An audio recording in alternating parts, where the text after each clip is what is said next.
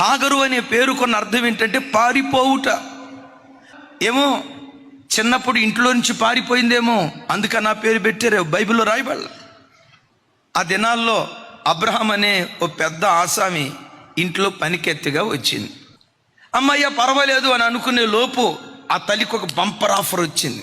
అబ్రామయ్యకి భార్యగా వెళ్ళే అవకాశం అనుకొని ఉంటుంది. ఇన్నాళ్లకు నా కన్నీళ్లు తొడవబడ్డాయి. అమ్మయ్య పర్వాలేదు, కాస్త నెమ్మదైన జీవితం వచ్చింది అని అనుకునే లోపు గర్భవతి అయింది. బాబా దేవుడు నిజంగా నన్ను ఎంత జ్ఞాపకం చేసుకున్నాడో కదా అని సంతోషించే ఆ దినాల్లో సంతోషం ఎక్కువ నిలవల.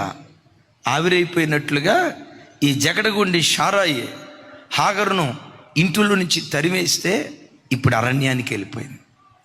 దేవుని బిడ్డలారా, కొన్నిసార్లు నీ బ్రతుకులో కూడా అమ్మయ్యా కొంచెం పర్వాలేదు, అమ్మయ్యా కొన్ని విషయాల్లో నేను నెమ్మది పొందుకున్నాను, పిల్లలు స్థిరపడ్డారు, కూతురు స్థిరపడింది, ఉద్యోగంలో నేను స్థిరపడ్డాను, అమ్మయ్య నా పరిస్థితులు బాగానే ఉన్నాయి అని అనుకుంటూ ఉంటుండగా హఠాత్తుగా కొన్ని తెలియని ప్రమాదాలు నీ బ్రతుకులో చిక్కుకుంటాయి.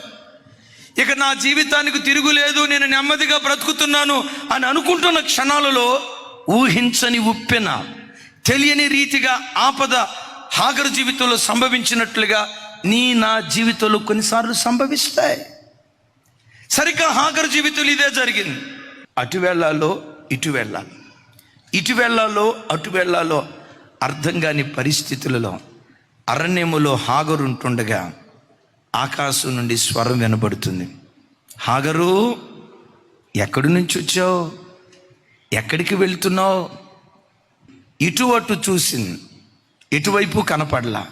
ఒక్కసారి తలపైకెత్తి చూస్తే ఆకాశమందలి దేవుడు ఆవిడ్ని పేరు పెట్టి పిలుస్తూ ఉన్నాడు.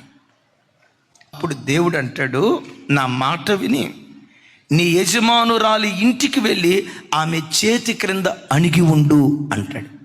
ఈరోజు వాక్యం వింటున్న బిడ్డలారా, నీ పేరు నీ దేవునికి తెలుసు, నీ స్థితిగతులు దేవునికి తెలుసు. ఎక్కడి నుంచి పారిపోవాలనుకుంటున్నావో, నీ కుటుంబంలో ఏం జరుగుతుందో నీ స్థితిగతులన్నీ ఎరిగినవాడు. ఇంకొక విలువైన మాట చెప్పమంటారా? శరీరానికి గాయమైతే లోకంలో ఉన్న వాళ్ళందరూ గుర్తుపట్టగలరు, గుండె కలిగిన గాయాన్ని ఏ నరుడు గుర్తుపట్టలేడు. నీ గుండెకు కలిగిన గాయాన్ని గుర్తుపట్టగలిగిన మనసున్న మహారాజు నీవు ఆరాధించే ప్రభు అయిన యేసుక్రీస్తు వారు.